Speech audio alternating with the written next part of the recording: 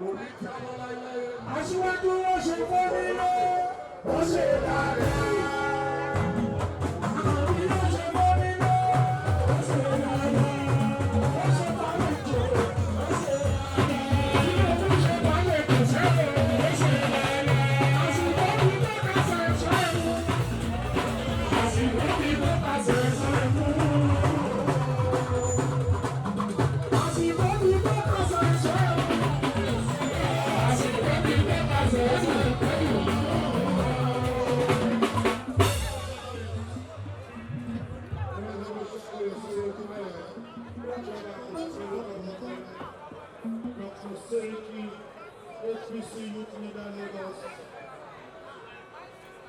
behalf of Mr. Governor of Lagos State,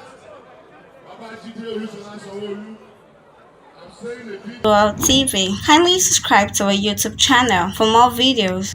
Click on the subscribe button and the bell beside it. This will notify you once we drop a new video. Thank you.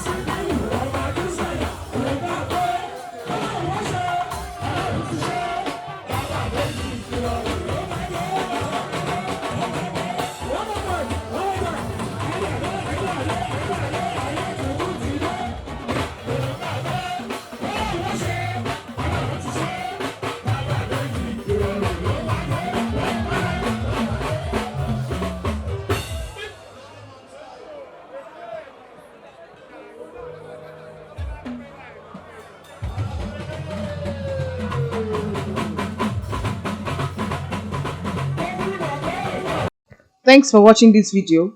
Please don't forget to click on the subscribe button. Kindly comment and share. We drop new videos daily. Thank you.